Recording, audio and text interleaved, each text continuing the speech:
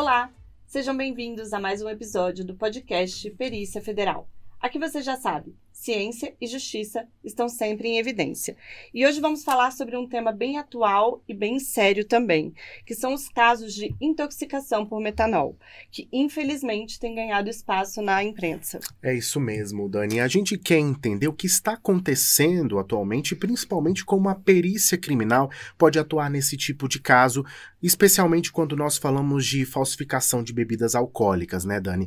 Nós vamos conversar hoje aqui com o presidente da APCF, Marcos Camargo, e a perita criminal federal, Gabriele Rampel. E nós vamos falar sobre a análise dessas substâncias e explicar tudo, não é isso, Dani? Exatamente, Gustavo. Sejam muito bem-vindos, presidente, Gabriele. Por gentileza, eu queria que você se apresentasse. Prazerzão estar aqui. Obrigada, Dani. Obrigada, Gustavo, pelo convite. Prazer estar com você também, Camargo.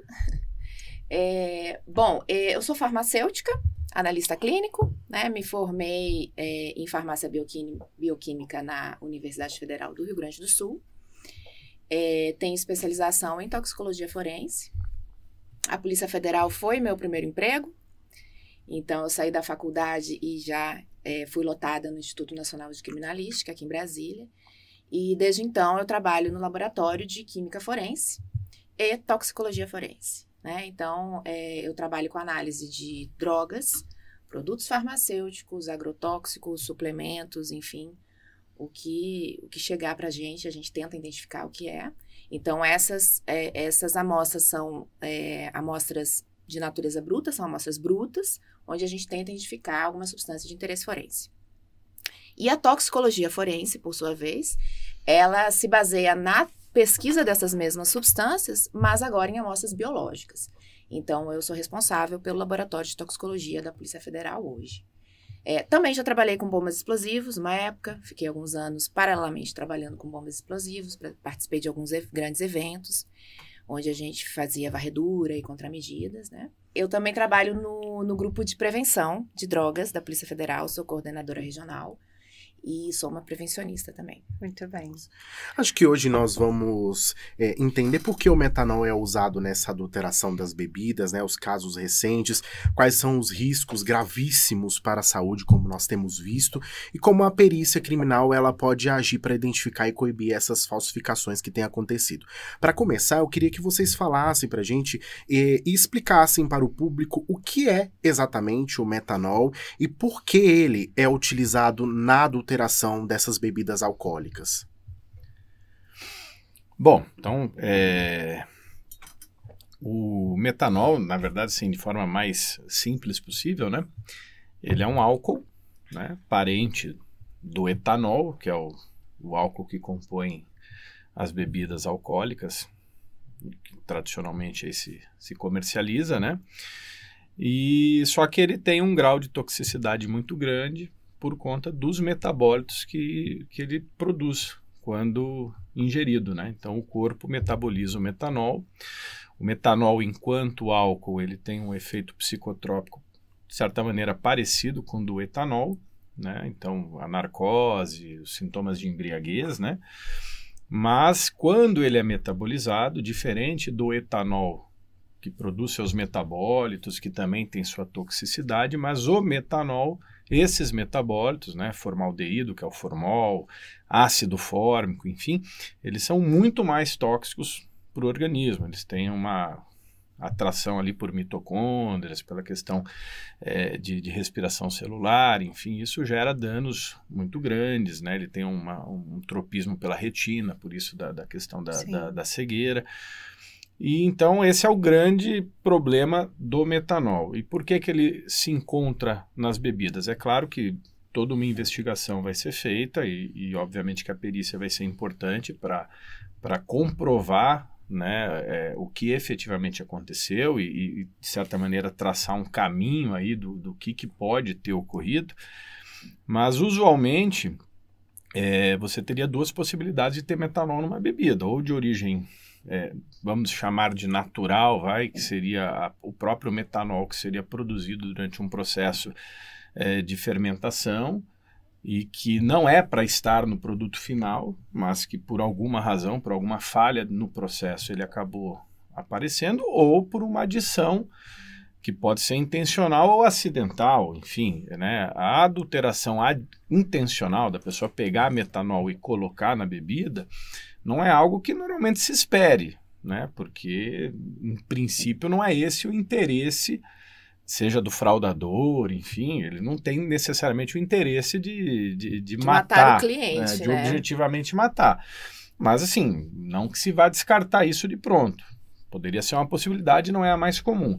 O que pode acontecer também nesse metanol adicionado, que é diferente desse da fermentação, é uma contaminação cruzada, né? Então, um recipiente que porventura estivesse contaminado com metanol, ou um produto, um álcool, que não é o álcool oriundo da fermentação, mas um álcool adicionado na bebida para falsificar, e esse álcool, por exemplo, poderia estar previamente contaminado com metanol, sem que quem estivesse fraudando necessariamente soubesse disso.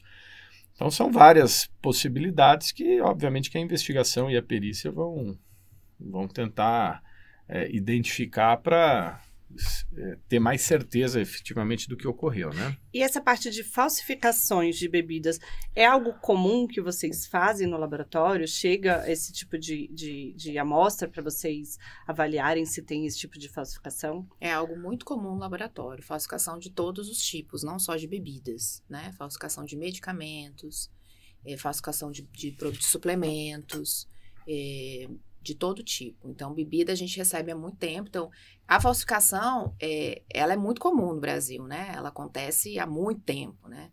Eu não tenho dados aqui estatísticos, mas as bebidas falsificadas, elas circulam, né, pelo país há muito tempo e a gente vem sempre recebendo esse tipo de material para perícia. Agora aconteceu um boom, né? Assim, muitas pessoas ao mesmo tempo se intoxicaram, mas eu tenho certeza que esse tipo de intoxicação em menor intensidade acontece eventualmente a todo tempo, né? Que pode ser algo subnotificado que a gente não vem a saber.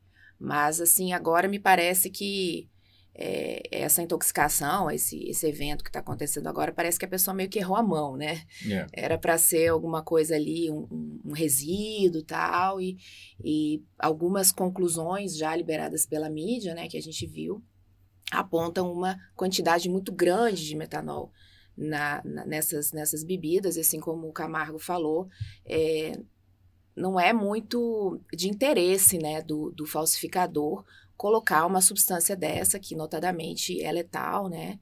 Uma concentração muito baixa, que não existe um interesse econômico nisso, né? De matar o cliente que está ali. Sim. Tanto que a gente nota que as pessoas estão com muito medo e têm bebido muito menos, né? Nesse Exatamente. período. A gente percebe também, eu como profissional da saúde, agente de segurança pública aí, prevencionista, assim, a necessidade das pessoas do álcool, né? Então, assim, foi aquela balbúrdia, meu Deus, o que eu vou fazer no final de semana? Não posso ir para um bar, né? Então, assim, eu acho importante a gente colocar aqui que o metanol, sim, ele é muito mais tóxico que o etanol. A dose letal dele é mais ou menos 1 grama por quilograma de peso corporal. Então, se você fizer um cálculo em termos de volume, considerando um homem médio ali de 70 quilos, você vai ter uma faixa ali de 50 ml, um volume letal, né? Que varia entre 30, 200, enfim, tem muita variabilidade individual aí, né? Então, ele é extremamente tóxico, diferente do etanol. Mas o etanol também é uma substância tóxica. E que precisa ser falado também, né? Que precisa muito ser falado.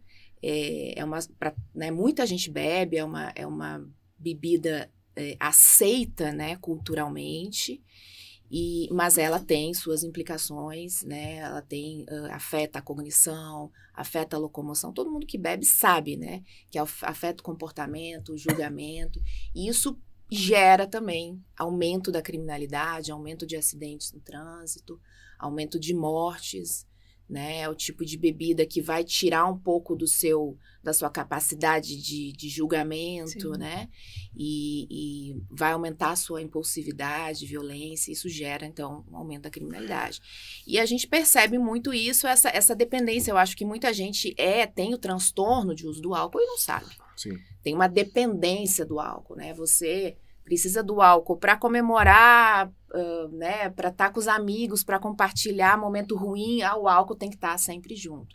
Então, é uma coisa importante, assim, eu acho que acaba sendo um alerta, né, esse tipo de evento, para como as pessoas, elas são dependentes mesmo do etanol. Sim. Né? Não querendo fugir muito do assunto, que a gente está falando do metanol, mas aproveitando para também falar do etanol. Eu fiquei com uma dúvida. O Camargo falou que no processo de fabricação das bebidas, pode ser que no momento da fermentação cria-se o metanol, que ele precisa ser retirado, né, pro consumidor. Mas existe uma diferença do metanol que é fermentado pro metanol que é adicionado, esse que está sendo adicionado à bebida? Existe alguma diferença entre eles ou não? Em termos de efeito, não. De efeito no corpo, não. O que acontece quando você submete um cereal, enfim, uma fruta, um substrato, né, à fermentação? Vai haver a produção de etanol e também um pouco de metanol, a depender da matéria-prima, a depender desse substrato. Né? Então, geralmente, pectina é um carboidrato presente nas cascas de alguns cereais, que essa substância é degradada, ela vai gerar o metanol. Então, nesse processo de fermentação e posterior destilação, é normal se encontrar uma quantidade mínima de metanol. Então, o MAPA é o órgão competente para declarar, registrar alimentos e bebidas e tal. Então, ele coloca os limites aceitáveis de metanol. Então, não não pode ter metanol zerado. Não, existem limites aceitáveis de metanol Sim. para cada tipo de bebida. Né? Então, esse metanol adicionado, ele pode ter vindo de outra fonte que não é vegetal. Pode ser da fonte mineral, que é do petróleo, do gás. Então, essa diferenciação do metanol que vem da planta para o metanol que vem do petróleo, a gente consegue distinguir no laboratório. E só até complementando, a Gabi já explicou muito bem aí as diferenças, né? Farmacologicamente é o mesmo produto do ponto de vista dos efeitos, né?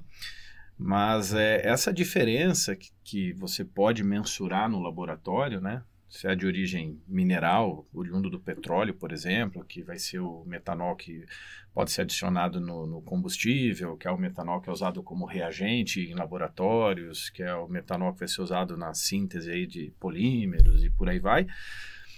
A diferença dele para a diferença do metanol de origem vegetal, e que pode, como a gente comentou aqui, ser mensurado em laboratório, isso dá uma dimensão de como foi o processo de contaminação. Né? Se você consegue caracterizar aquela contaminação como um metanol de origem vegetal, aí realmente nós estamos falando de um processo de produção da bebida alcoólica feitas normalmente em alambiques clandestinos ou de forma muito artesanal, e que houve provavelmente algum erro no processo, né, de destilação, enfim, e que acabou tendo uma concentração maior do que a esperada de metanol naquela bebida. Como a Gabi bem lembrou, você pode ter uma certa quantidade, né, o Ministério da Agricultura controla isso, é uma quantidade que não vai ser nociva, sob o ponto de vista de letalidade ou de efeitos mais gravosos. Mas se por outro lado você identificar que é um metanol de origem mineral, aí realmente a gente está falando não de um processo de erro de destilação, enfim, de erro de produção, mas aí sim de uma adição de um produto que não tem a ver com o processo de produção. E aí, obviamente, a investigação vai apurar por que houve isso. Pode ser uma reutilização de garrafas, de frascos, enfim, que estavam contaminados, ou pode ser alguma adição intencional. Talvez não na bebida, mas talvez no álcool que foi usado para fazer a bebida. Né? A Gabi falou sobre a diferenciação, que essa diferenciação é feita em laboratório. Como são os processos? Como é que é esse exame? É algo que vocês fazem também com frequência ali no laboratório? Sim, no setor de perícia de laboratório, né, onde eu trabalho no Instituto Nacional de Criminalística, nós temos uma espectrometria de razão isotópica. Foi adquirida recentemente. Não sou eu que piloto a máquina, né, é o nosso colega Jorge, mas assim, explicando bem superficialmente como funciona, né? É baseado no padrão isotópico, né, daquele material. Então, por exemplo, um elemento químico tem alguns isótopos, né? Que são átomos do mesmo elemento, quer dizer, possuem a mesma quantidade de prótons, mas diferenças sutis ali no número de massa, né? Então, isso forma os vários isótopos do mesmo elemento. Pode ser carbono, hidrogênio, enxofre, enfim. E esse padrão isotópico, essa quantidade essa proporção de isótopos presente no determinado material, varia conforme o ambiente onde ele está, né? Por processos de fracionamento, que são processos químicos físicos. Então, a fotossíntese, a evaporação, a condensação vai privilegiar alguns isótopos, né, de massa leve ou de massa pesada. Isso vai mudar a proporção desses isótopos. E a gente consegue linkar, então, com a origem. Então, na planta, o padrão isotópico do carbono é X, né? Na água é tal. Lá no petróleo, então, a gente consegue vincular a origem daquele material com essa análise. Então, esse equipamento, né, de razão isotópica consegue fazer a medida desses isótopos e vincular, então, a origem do material. Então, a gente já fez algumas coisas lá, diferentes de bebida, mel, manteiga, madeira, né? Então, agora, se esses materiais chegarem para a Polícia Federal, essas bebidas, certamente vão ser analisadas por essa tecnologia. De isótopos forenses. Isso, legal. de isotopia. E trazendo para a realidade, né, dos casos que nós temos tendo, muitas pessoas com problemas de saúde, eu queria que vocês falassem exatamente sobre esses riscos do consumo do metanol para a saúde, né? Nós vimos aí na televisão uma mulher que perdeu a visão por conta do consumo de metanol. Quais são os riscos e por que ele é tão perigoso assim em comparação ao etanol, por exemplo? Eu acho que o Camargo já falou um pouco disso, mas assim, aprofundando, o metanol em si, ele é relativamente inofensivo. A toxicidade dele está nos produtos de biotransformação dele, né? Então, ele vai passar lá pelo fígado, não só pelo fígado, essas enzimas estão em todos os lugares do corpo, mas principalmente no fígado. Ele vai ser metabolizado. O corpo sempre tem uma necessidade de tirar aquela substância do corpo e a forma dela fazer isso é quebrar, né? E excretar pela urina, pelos pulmões, pelo suor. Às vezes não dá muito certo, né? Às vezes ele quebra, em vez de quebrar em algo menos tóxico, ele acaba quebrando em algo mais tóxico. Esse é o caso do metanol. O etanol também funciona dessa forma. Ele também é quebrado a acetaldeído, que também é extremamente tóxico. Aquela ressaca que a gente sente, aquela dor de cabeça, né, por conta da vasodilatação e todas as coisas que o acetaldeído faz. O metanol, ele produz produtos de biotransformação muito mais tóxicos, que é o formaldeído, que tem uma vida muito curta, mas é cancerígeno, inclusive, e o ácido fórmico, né, que se acumula no corpo. Como ele é ácido, né, ele causa, então, uma acidose metabólica. E isso é extremamente perigoso, né? Se a gente está vivo aqui, é porque o pH do nosso sangue é 7,4. Né? Se for para 7,5, se for para 7,3, eu já começo uma alcalose ou uma acidose metabólica. Então, todos os sistemas do nosso corpo funcionam baseados nesse pH setado. E o corpo, ele tem um mecanismo brilhante de tamponamento para que seja levado sempre a esse pH. Então, qualquer coisa que você ingere, que possa eventualmente sair dessa concentração de íons de hidrogênio ali, o corpo dá um jeito de sempre setar para 7,4. E quando tem um acúmulo de ácido fórmico, ele não dá conta, depleta, né? O bicarbonato é depletado, ele não dá conta de conseguir deixar o pH nesse valor. E aí todos os sistemas são afetados, né? Todos o funcionamento celular.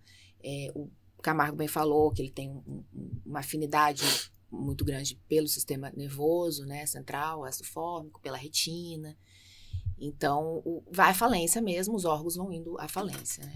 E a grande consequência é a cegueira. E exatamente o que eu ia perguntar, porque eu queria que vocês explicassem por que o consumo desse metanol está tão ligado à visão, né? Tem uma explicação para isso também. Sim, o que acontece, a mitocôndria é responsável pela produção de energia do organismo e os olhos, eles têm um consumo muito grande de energia, né? E lá há uma concentração bastante elevada, proporcionalmente, de mitocôndrias. Então, na verdade, o ácido fórmico, ele vai, de uma maneira geral, atacar todas as mitocôndrias, não é só especificamente a da retina, mas como lá é uma região rica nessa organela, né, em mitocôndrias, então acaba que você tem um efeito mais intenso na visão, né? Então começa a ter visão dupla, enfim, problemas na visão até chegar ao ponto da cegueira, que é talvez assim, junto com a acidose que a Gabi falou, e aí você vai ter problema renal, enfim, problemas no sistema cardiovascular. Mas aquilo que mais se reconhece como um efeito típico do metanol, principalmente decorrente de alguma ingestão de bebida alcoólica anterior, é a questão dos distúrbios de visão. E digamos assim, uma curiosidade, não sei se está aí no seu cronograma de perguntas, mas já antecipando, uma curiosidade, já que a gente está falando de metabolismo, é que o metanol, assim, justamente a forma de você tratar a intoxicação dele é justamente evitar que ele seja metabolizado, né? Porque, como a Gabi falou, o metanol, enquanto álcool, ele tem o efeito do álcool, que é um efeito ruim, mas comparado com o que os metabólitos fazem, é ótimo, tá excelente, né? Ele vai ter o efeito do psicotrópico lá, enfim, da depressão do sistema nervoso central. Mas o problema são os metabólitos. Então, as técnicas de tratamento, e agora está se falando muito do Fomepizol, né, do antídoto, enfim, o que esse produto faz? Ele justamente antagoniza, ele bloqueia a enzima que metaboliza o metanol. Então, você trava a metabolização do metanol. Aí o metanol, não sendo metabolizado, ele vai fazer o efeito dele e vai ser eliminado, normalmente pelos pulmões, enfim. E aí você consegue depurar o metanol sem gerar os produtos tóxicos, né? Então, o Fomepizol é o que eles chamam de padrão ouro, né, de tratamento, mas até uma solução. Glicosilada de etanol, por exemplo, também se administra etanol, né? Porque ele tem preferência, vamos dizer assim, a metabolização dele é mais rápida, mais intensa, e as enzimas focam no etanol e deixam, falando num linguajar mais simples, né? E deixam o metanol parado, né? Lá não vão mexer, e aí o corpo consegue excretar o metanol na forma inalterada, que é menos tóxica, né? Então, essa é uma forma de tratamento que é toda voltada para evitar a produção desses metabólitos. E vocês nos explicaram tecnicamente, né, o efeito e como que funciona.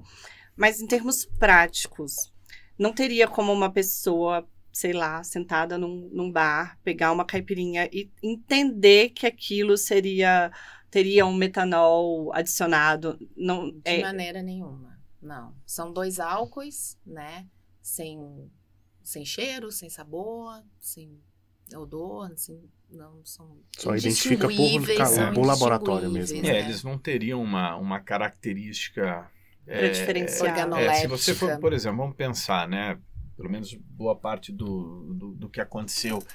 A Gabi falou também muito bem disso no começo, assim, essas intoxicações, essas adulterações de bebida e danos com metanol ocorrem. Pode haver uma subnotificação, enfim, mas ocorrem.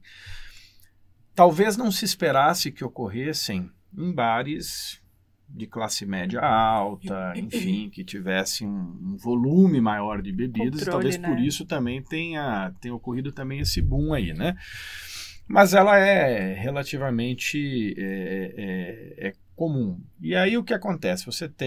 Quando a pessoa vai beber vamos pensar que é uma cachaça pura, eu já acho que deve ser muito difícil você perceber. Talvez uma pessoa perceba alguma alteração leve de odor, mas eu não sei se é viável afirmar que isso daria para... Vai passar batido, não vai ter como ver. Visualmente é a mesma coisa, eles são miscíveis, a mistura é homogênea, não tem como ver. Mas pior ainda é no drink, porque no drink você está colocando ali flavorizantes, corantes, açúcar. Não tem impossível. Como. É impossível. Né? Existe agora, tem aparecido aí, né? Salvo engano, não sei se é a Universidade Federal da Paraíba, eu né? Vi alguma coisa disso. Que estão desenvolvendo alguns testes rápidos. Né? Alguns kits de detecção. Que assim, óbvio que isso não é para ser a solução, né? A solução é não ter bebida adulterada. Exato. Mas assim, talvez nesse momento agudo, né? ele seja interessante, né? Então, eu ainda não me debrucei sobre a técnica, né, especificamente, mas é um teste rápido para verificar se há uma quantidade de metanol na bebida. Mas, assim, visualmente não teria como. Teria que fazer algum ensaio químico, ainda que simplificado, mas não há como você distinguir. Assim, pelo menos em termos práticos. Realmente e até você mesmo tem que depois, né? Quem bebe, às vezes tem um período de latência também, demora para aquele metanol ou seus produtos de biotransformação gerarem os efeitos, né? Se parece muito no início com uma intoxicação por etanol, né? Uma ressaca, embriaguez, né? né? E aí começa com questões gastrointestinais, então você tem dor abdominal, né? Ânsia de vômito. E aí começam, então, os problemas mais tarde com relação à visão. Então, borramento de imagem, né? Aquele campo de neve, você perde as cores, a visão de cores, até levar, então, à cegueira. Tudo isso pode ser lento, né? Então, você, às vezes, não tem aquele start, assim, de procurar, você acha que é por conta do etanol, não tem aquele feeling para procurar um estabelecimento hospitalar, né? De forma prática, né, explicando mais ou menos, a gente tem o material ali, uma suspeita de adulteração, ele vai para o laboratório e é preciso fazer um exame para analisar esse material. De forma prática e de uma forma que dê para explicar, como é que seria esse processo do laboratório? Em relação às bebidas, Isso. né? Primeiramente, a gente faz uma análise merceológica, a gente chama, que é uma análise de embalagem. Então, você vai fazer a verificação ali daquele vidro, daquele rótulo, daquela tampa, se tem selo, né? E logo depois, então, você vai para a análise química, que é o do conteúdo ali da bebida. Então, faz uma identificação e, a depender, uma quantificação. E agora, nesse caso, provavelmente também iria para a razão isotópica, né? Para ver essa proporção isotópica. Sim, assim, de maneira bem simples, esse o processo que a gente faz.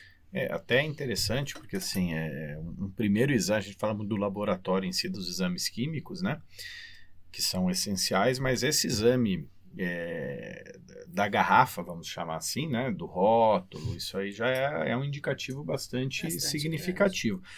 Até porque você pode ter duas situações aí, né? Sem prejuízo de outras, mas duas assim mais características. Você pode ter uma bebida que efetivamente é artesanal, vamos dizer assim, ou seja, não tem registro no Ministério da Agricultura, foi feita ali num alambique ou clandestino ou muito artesanal e que foi comercializada.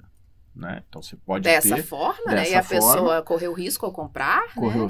Sabendo que ela era artesanal, sem nenhum, não estou querendo gerar nenhum prejuízo à palavra artesanal aqui, como se fosse ruim ser artesanal, não é nesse contexto, mas no caso foi uma bebida alcoólica que foi feita de forma comercial sem atender nenhum critério exigido aí pelos órgãos fiscalizadores. Então pode ter acontecido isso. A pessoa comprou lá um lote de bebidas de um conhecido, de uma pessoa que conhecia alguém, que trouxe, enfim. E pode ser também a falsificação de uma marca de mais prestígio. Então, pega uma vodka aí de mais prestígio, né? Nós não temos um processo de logística reversa de garrafas, então essas garrafas podem ser comercializadas para as pessoas justamente aproveitarem a embalagem para colocar a bebida que fizeram, né? E aí você tem a questão dos estabelecimentos comerciais terem também sido lesados, de acharem que estavam comprando uma bebida de marca e não estavam, e também tem, e é muito provável que tenha ocorrido isso, de terem comprado uma bebida de marca, mas ou sabendo que ela era falsificada já com a intenção de vender um produto falsificado para o cliente, ou seja, vender uma bebida de qualidade inferior, mas numa garrafa indicando uma bebida de marca melhor, né?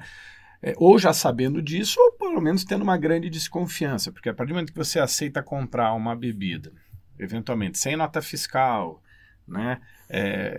Fora de um estabelecimento regular, a pessoa passou ali na porta do estabelecimento, num carro, abriu o porta-mala, tinha 20 litros ali de uma bebida X com um preço 40% menor do que o de mercado. Tem que desconfiar.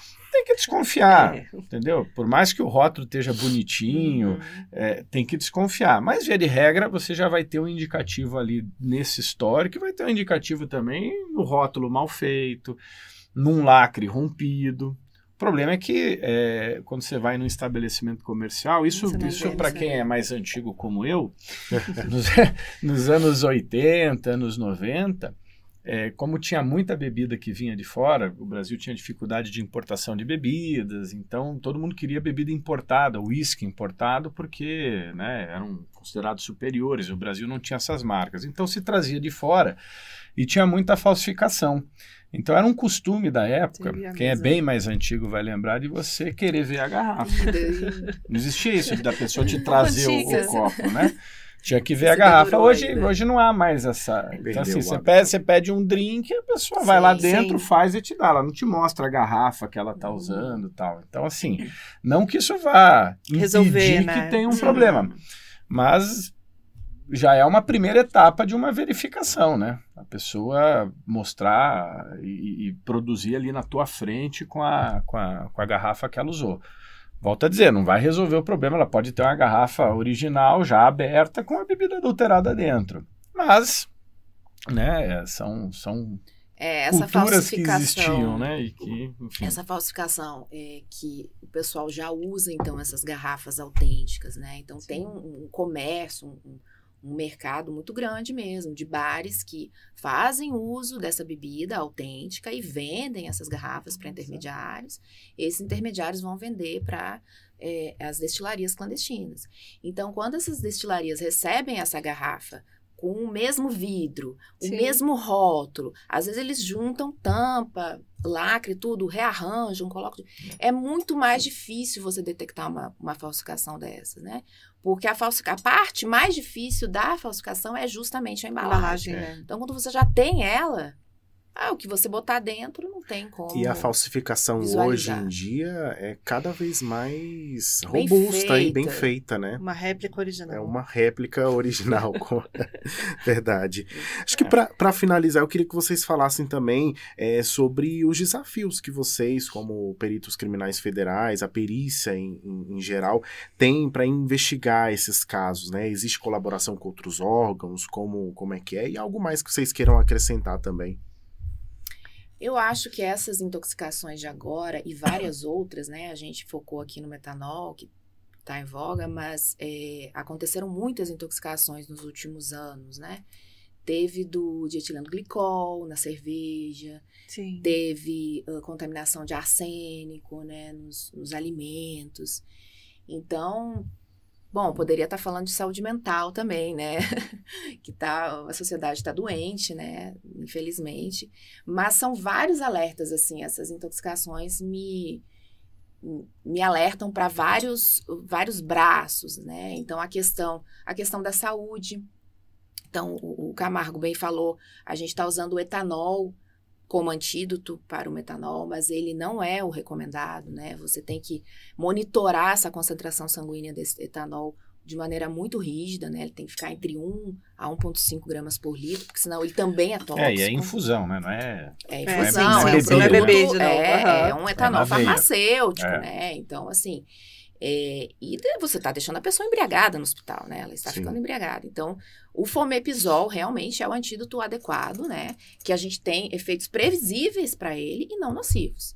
E a gente não tinha disponibilizado na rede pública, né? Na rede de saúde. Então, assim, é um alerta para a saúde.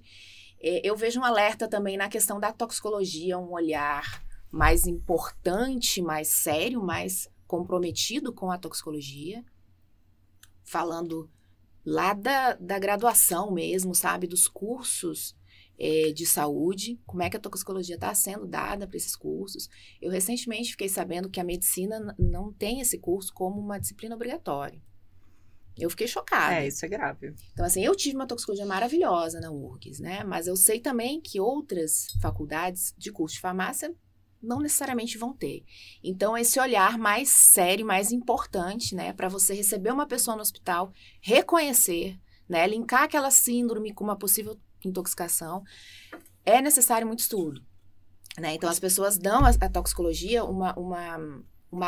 como se fosse uma área de especialização, super especialização. Não, ela tem que vir lá no básico. Tem que vir no básico. Tem que vir no básico. Você tem que atender a pessoa e ter uma noção do que pode estar acontecendo para dar o suporte adequado e salvar, eventualmente, aquela vida, né?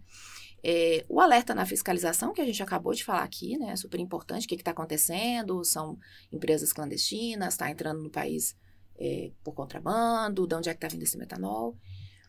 E as perícias, então, quando tudo der errado, acaba na polícia, né? Sempre é assim, quando tudo der errado, acaba na polícia, aí vem pra perícia. Então, nós, como peritos, né, como perícia, estamos preparados para fazer esse tipo de análise.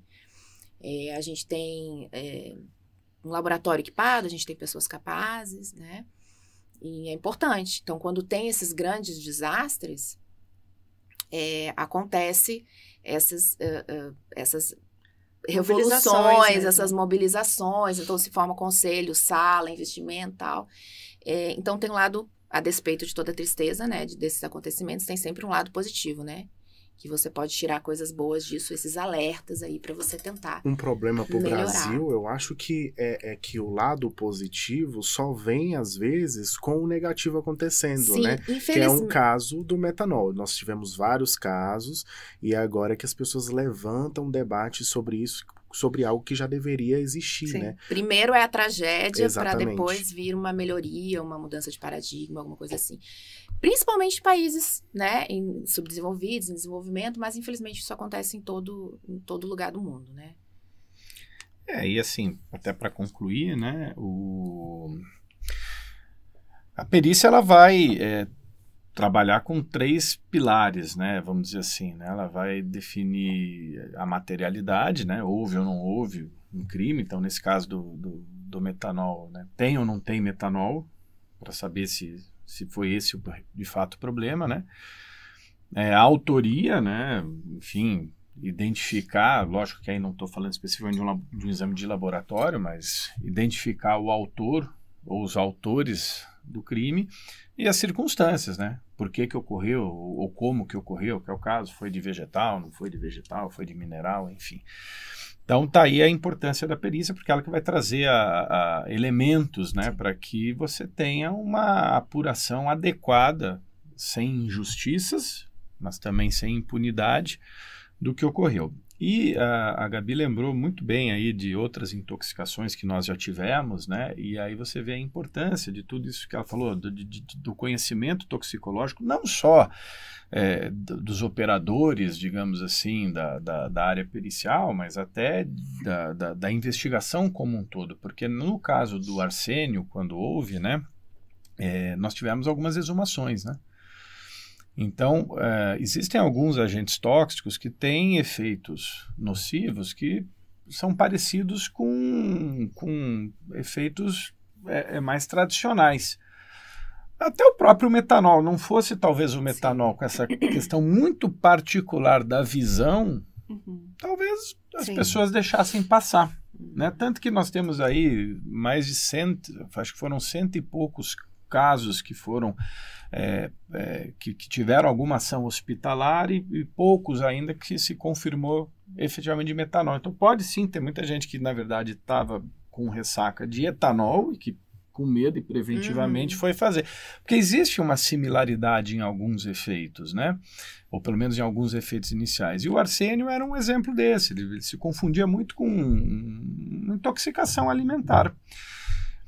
E muitas vezes a morte ocorrendo, né, e não se faz, às vezes, um screening mais completo para todos os tipos de agentes tóxicos, né? Então, seja por estrutura, seja... isso aí eu falando do ponto de vista de perícia. Mas, às vezes, sequer chega na perícia.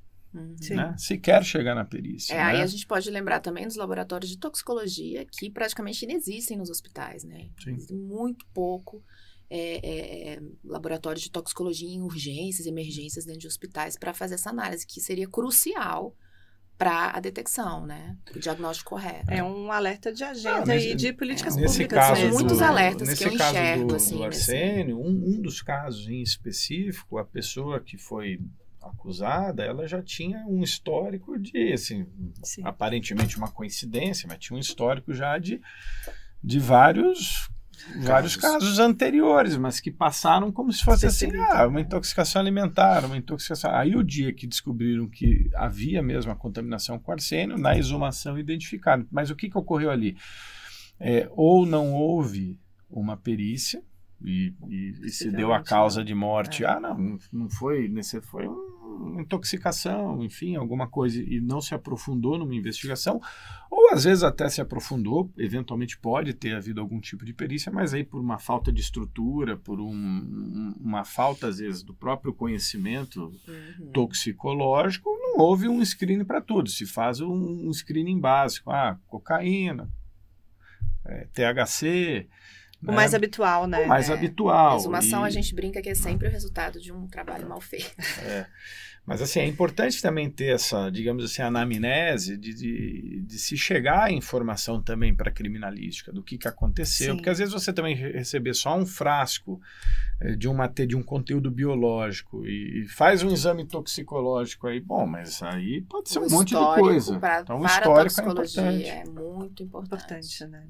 Muito importante. Na hora do local do crime, se tiver testemunhas, né?